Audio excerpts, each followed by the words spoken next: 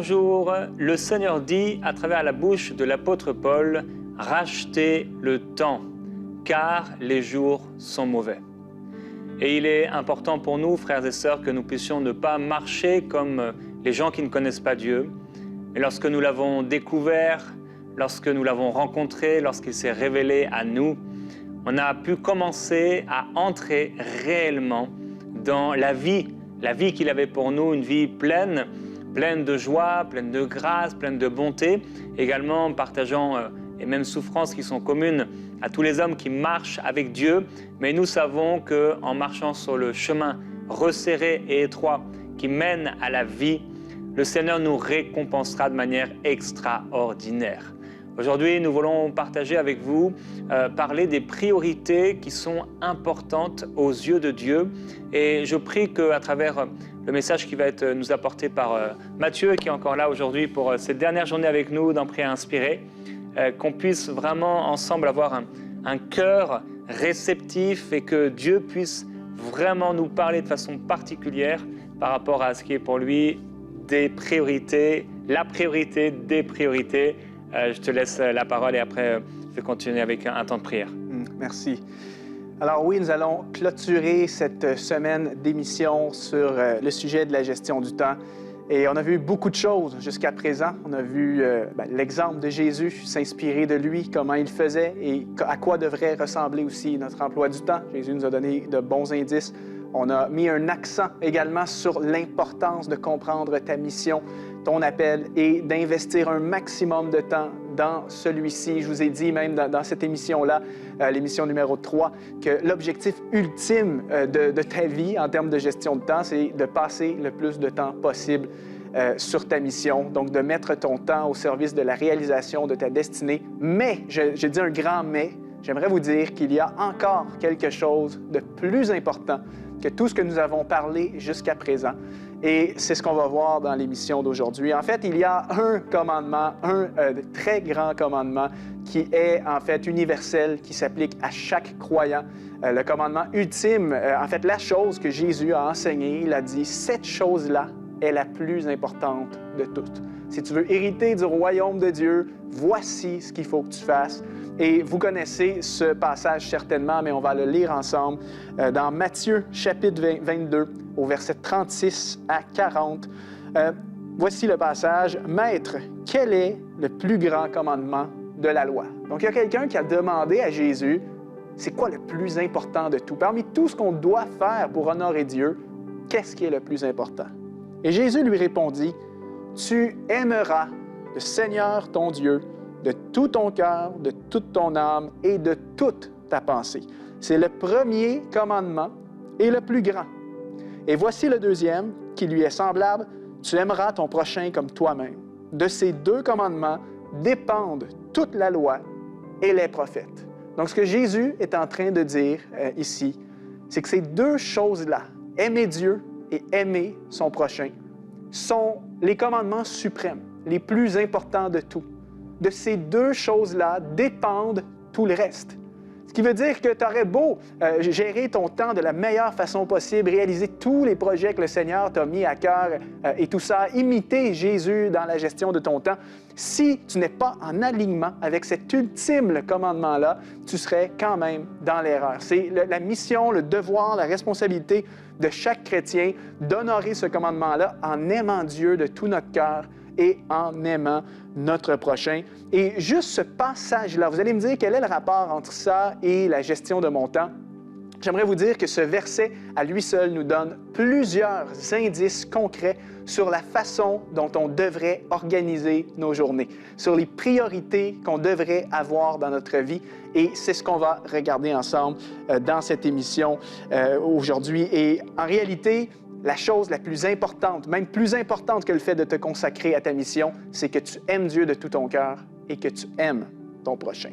Mais que veut dire réellement aimer Dieu de toute sa force, de toute son âme, de toute sa pensée? Qu'est-ce que ça veut dire? Évidemment, on pourrait faire une étude biblique complète et être ici pendant plusieurs semaines juste à enseigner sur ça parce que c'est tellement profond. Mais pour vous faire un enseignement très bref et concis de ce qu'on peut retirer de ce passage-là par rapport à la gestion du temps, c'est que premièrement, aimer Dieu de tout ton cœur veut dire le faire passer en numéro 1 sur tout le reste. On a déjà abordé certains sujets pendant cette semaine d'émission, comme quoi notre vie de prière doit passer en numéro 1. Jésus, la priorité numéro 1 de Jésus était sa communion avec Dieu. Et encore une fois, pour moi, ce commandement-là vient simplement marteler à nouveau cette priorité qui doit être notre priorité absolue. Aimer Dieu de tout son cœur veut dire que Dieu est numéro 1 dans ma vie. Dieu est le Seigneur de ma vie. Il règne sur tout. Ça veut dire que Dieu a la première place sur tous les domaines, toutes les sphères de ma vie. Dieu est numéro 1 dans ma famille. Dieu est numéro 1 dans mon travail, dans mes affaires, dans ma vie spirituelle. Dieu est numéro 1 partout. Je le pense en premier. C'est lui qui a le dernier mot dans ma vie. Je me soumets à lui. Et c'est ça, en fait, aimer Dieu de tout son cœur. Ça veut aussi dire aimer Dieu de tout son cœur que, étant donné qu'il doit avoir la première place de ta vie, ça veut dire qu'il y a des choses qui doivent prendre le bord. C'est-à-dire qu'il y a des choses qui doivent être tassées, éliminées de ta vie, tout simplement parce que parfois, il y a plusieurs choses dans notre quotidien qui prennent la place de numéro 1 dans notre quotidien. On met parfois, sans le vouloir, des choses à la première place de notre vie. Et Dieu se retrouve à être numéro 2, numéro 3 et même parfois beaucoup plus loin dans notre liste de priorités. Ça peut être choses comme le travail. Parfois, des gens vont tellement aimer leur travail que ça devient presque une idole. Tu ne vis que pour ton travail, c'est ça ta raison d'être. Tu trouves ton identité, ton épanouissement dans le travail. Et oui, on peut trouver notre épanouissement dans le travail, mais celui-ci devrait quand même être numéro 2, devrait quand même être soumis à Christ qui doit avoir la première place. Parfois, c'est les loisirs et les passions. Peut-être que vous aimez certaines choses, des activités, vous aimez pratiquer un sport, faire une activité quelconque, et si bien que ça prend tellement une place importante dans votre vie, vous délaissez parfois même votre participation dans votre église locale parce que vous pratiquez des activités et tout ça. Il y a peut-être des loisirs qui occupent une partie trop importante de votre vie et ça vous éloigne, en fait, de Dieu. Pour d'autres, ça va être le téléphone, Netflix et tout ça. Bref, il y a plein d'éléments dans notre vie qui peuvent devenir des idoles secrètes et des choses qui prennent beaucoup trop de place. Mais pour bien gérer ton temps, d'une façon qui honore le maître, pour être un bon intendant de ton temps, en fait, c'est un prérequis, c'est un critère de base. C'est Dieu te dit, je t'ai donné ce temps et tu as le libre arbitre, tu as le plein contrôle sur ce que tu vas faire de tes journées, mais je veux passer en numéro 1. Je veux être le premier dans tout. Je veux être avec toi à chaque jour. Je veux être inclus dans ton programme. Je veux être avec toi quand tu entreprends des choses. Je veux être avec toi dans ton travail. Je veux être avec toi tous les jours. Je veux vivre cette vie avec toi. Dieu ne veut pas seulement être limité dans un compartiment de ta vie ou dans une plage horaire d'agenda. Parfois, c'est un défi que des personnes organisées comme moi vont avoir, c'est qu'on veut tout organiser dans notre horaire. Mais il faut faire attention à ne pas tomber dans un extrême où est-ce que tu réduis Dieu à une case de ton agenda. Par exemple, ce matin, je prie entre telle heure et le reste de la journée, Dieu n'est pas inclus dans mes affaires. Dieu veut être avec toi tout le temps. Et tu te dois de constamment le rechercher. De lui faire de lui donner la première place volontairement et d'être constamment sensible à lui pendant ta journée. Alors là, ça, c'est le premier élément de ce que ça veut dire aimer Dieu de tout son cœur. Le deuxième élément, aimer Dieu de tout ton cœur veut dire faire des intérêts du royaume ta priorité. En fait, nous ne sommes pas ici pour accomplir notre propre volonté, mais nous sommes ici pour accomplir la volonté de Dieu. Comme Jésus a dit, Jésus a dit non pas ma volonté, mais la tienne, Père.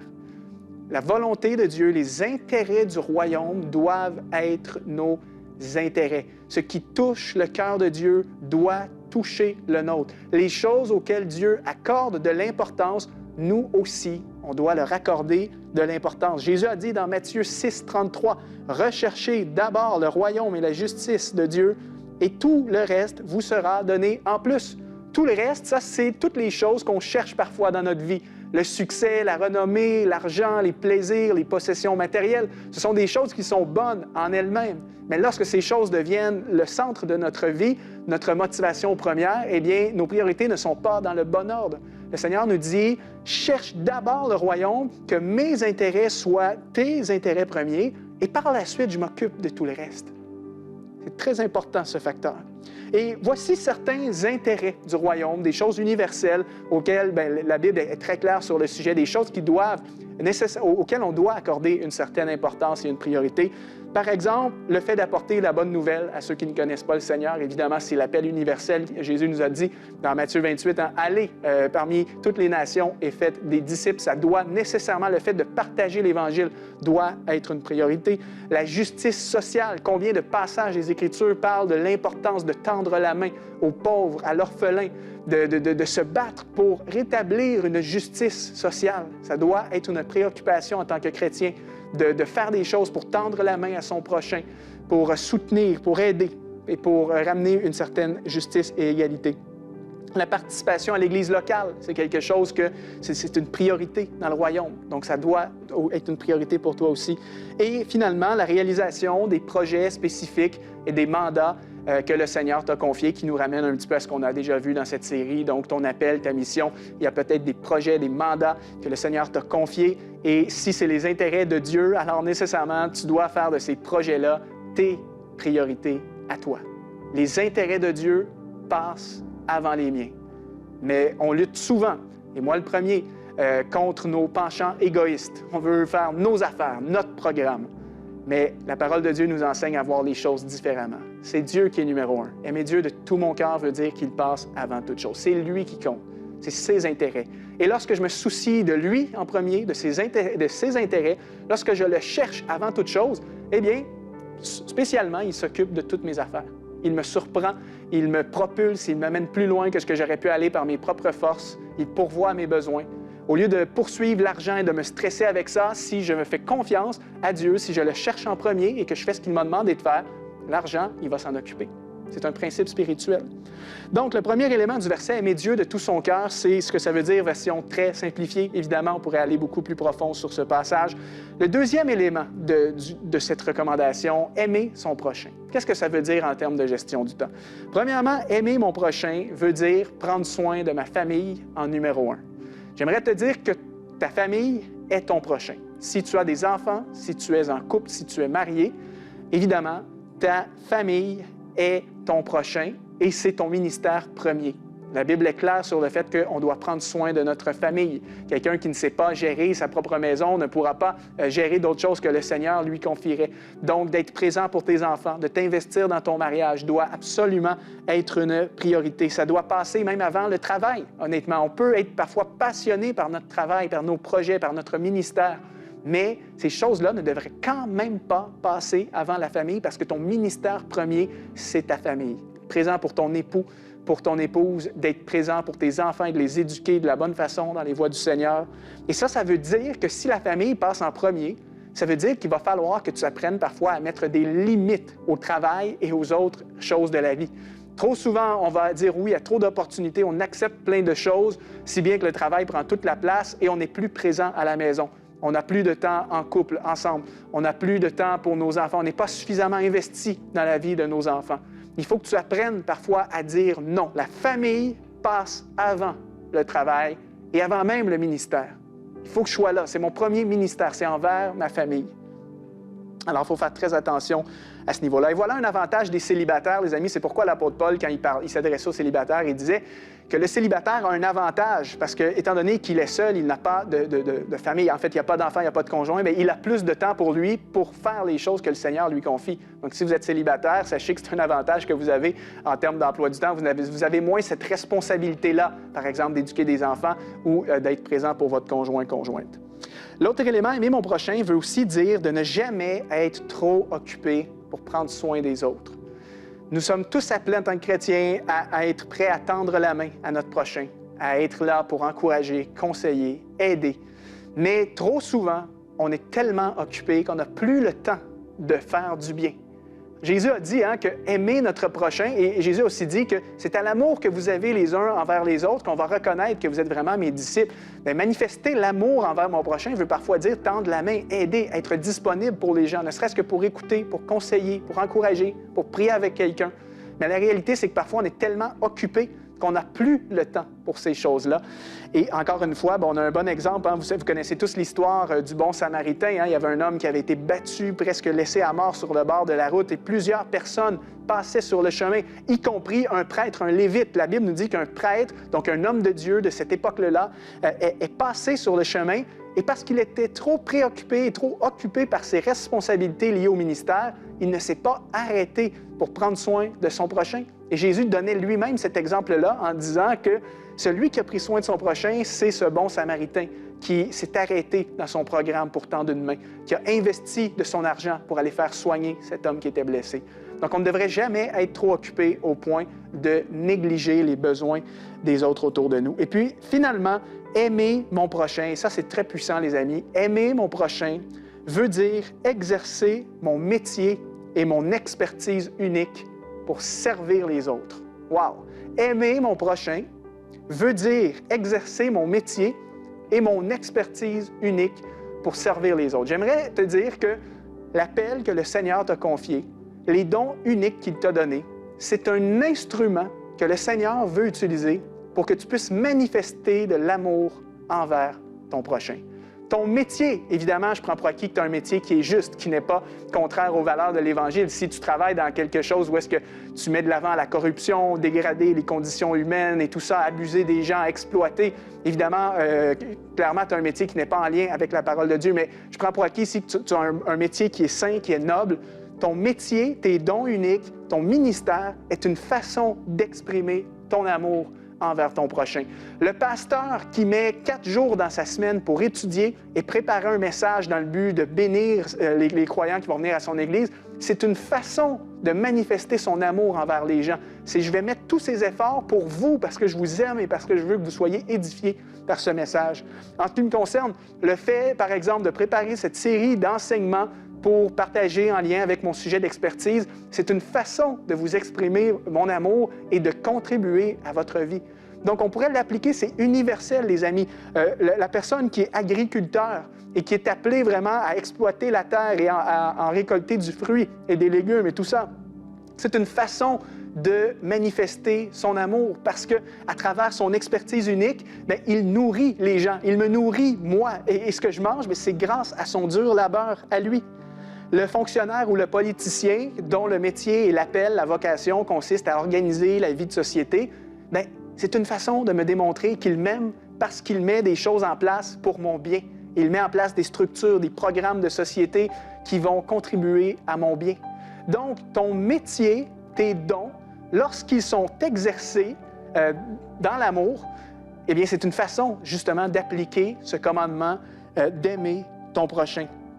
C'est un acte d'amour et c'est pourquoi il faut que tu te focalises parce que tu possèdes en toi quelque chose. Tu es une solution pour quelqu'un d'autre. Tu es un appui pour quelqu'un d'autre. Tu es une réponse aux prières de quelqu'un d'autre parce que tu as des dons en toi, tu as des capacités uniques. Il y a quelque chose que tu possèdes qui peut aider les autres, que ce soit la société ou que ce soit de façon très spécifique. C'est pourquoi il faut que tu te focalises sur ce que le Seigneur t'a donné et que tu mettes tes dons au service des autres. C'est ce que la Bible nous enseigne. Mettez chacun au service des autres le don que vous avez reçu. Parce que de cette manière, tu exprimes ainsi ton amour à ton prochain, tu l'édifies, tu le fortifies. Donc, il faut d'autant plus que tu te focalises et que tu exerces ce don-là, exerces ton métier.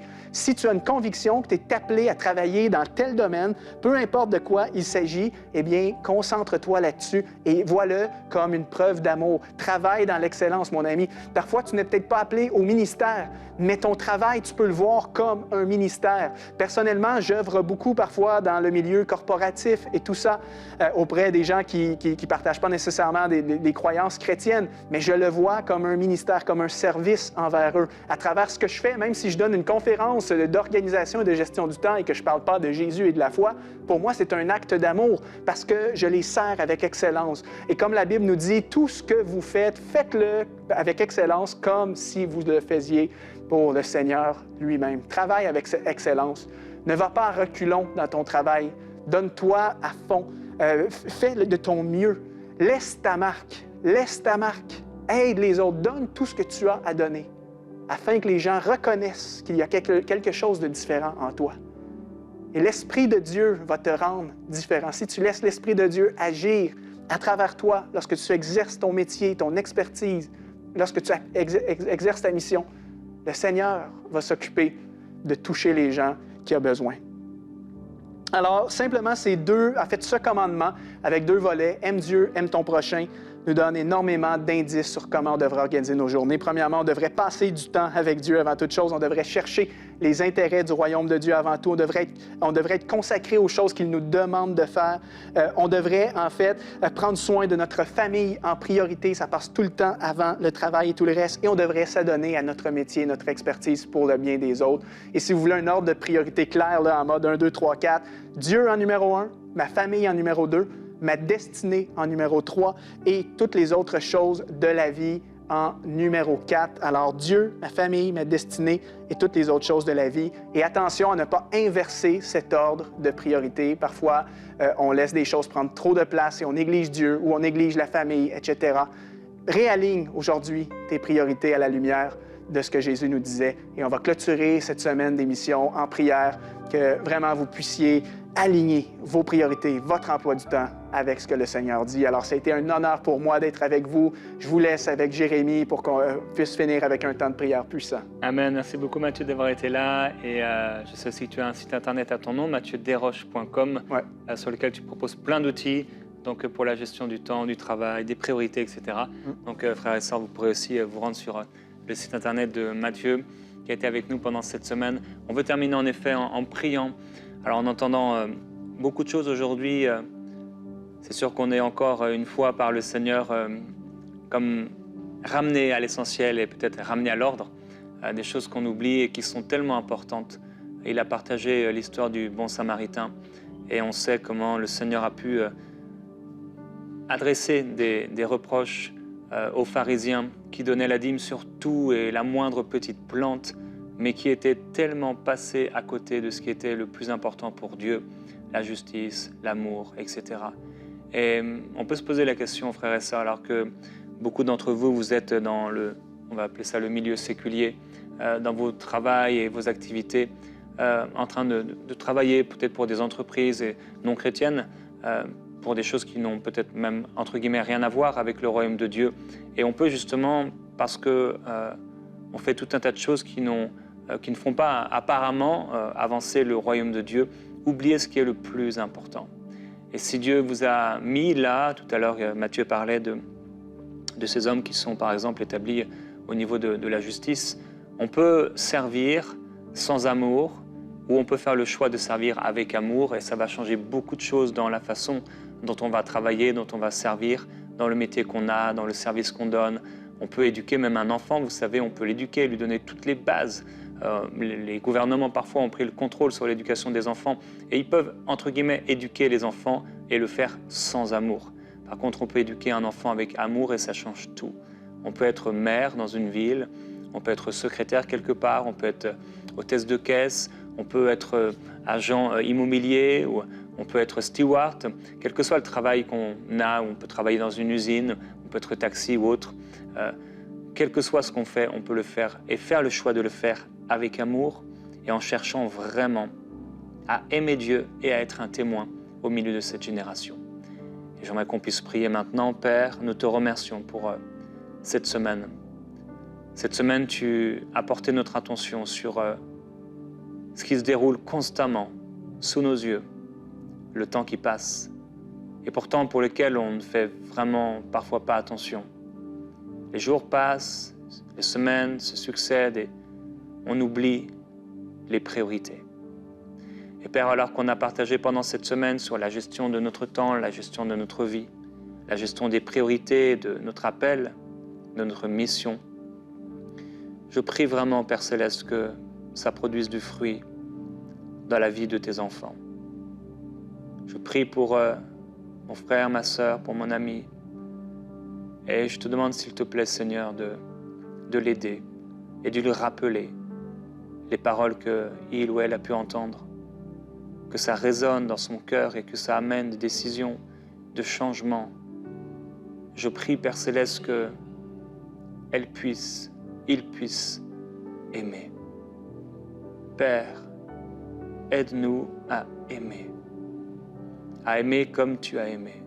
Aide-nous à aimer les gens qui nous entourent, à ne pas être comme ces pharisiens, peut-être justes aux yeux de la loi, mais passer complètement à côté aux yeux de ton cœur, à côté de ton cœur et selon le désir de ton cœur. Père, je prie que, même là dans l'Église où beaucoup te servent, tellement de choses sont faites, maintenant on veut exceller, on veut être les meilleurs, on veut gagner du temps et on veut que tout soit beau, tout soit parfait. Si souvent, on a oublié d'aimer. Et je prie pour toutes ces personnes qui servent dans les différents départements de leur Église locale, que ce soit au niveau de la technique, au niveau de ce qu'on peut appeler plus spirituel, louange ou autre. Père, je prie que personne ne passe à côté. Nous ne voulons pas être comme ce Lévite, comme ce sacrificateur qui sont passés à côté de cet homme qui était dans le besoin. Et on te demande pardon, Seigneur, pardonne-moi. Pardonne-nous pour toutes les fois où on est passé à côté parce qu'on était même trop occupés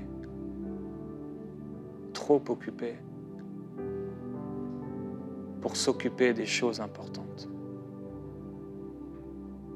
Père, je prie que ce ne soit plus jamais notre partage, s'il te plaît. Si tu nous appelais à faire quelque chose et que on voulait continuer notre route, Saint-Esprit, merci parce que souvent tu nous as parlé, mais on te demande, parle encore 2 fois, 3 fois, 4 fois. Empêche-nous de faire le mal. Empêche-nous, Seigneur, de vivre notre vie en oubliant ce qui est le plus important. La miséricorde, l'amour, la justice, la paix, l'annonce de ta parole. Père, je prie pour ton peuple. Il y a beaucoup qui regardent cette émission tous les jours et ça peut devenir comme une routine et quelque chose qu'on écoute et la vidéo s'arrête et on passe à autre chose. Mais je prie, Père, qu'il y ait quelque chose qui soit installé dans nos cœurs et qui va nous permettre d'aimer les gens de façon concrète. Permets-nous d'aider les personnes qui sont autour de nous. Permets-nous de soutenir, de supporter, par nos prières, par nos paroles, par notre temps, par nos actions, par nos talents, d'aimer. Seigneur Jésus-Christ, ce jeune homme qui était riche est venu auprès de toi pour avoir la vie éternelle, il est reparti tout triste. C'est tellement triste, Seigneur. On ne veut pas être de ceux qui passent leur vie complètement occupés, même débordés, et t'entendre nous dire à la fin, mais tu n'as rien fait de ce que je t'ai appelé à faire. On ne veut pas, Père, que les œuvres qu'on accomplit brûlent par le feu parce qu'elles n'étaient pas fondées dans l'amour. Mais nous voulons aujourd'hui rétablir dans nos cœurs ce qui est bon, ce qui est saint, ce qui est juste à tes yeux, ce qui est aimable et agréable, ce qui est bon, agréable et parfait à ton cœur. Nous prions, Père Céleste, pour aimer comme tu aimes. C'est notre prière aujourd'hui, en cette fin de semaine. Ouvre nos yeux, qu'on puisse prendre des décisions. Montre-nous qu'est-ce que je peux faire pour aimer les personnes qui sont autour de moi. Merci, Père.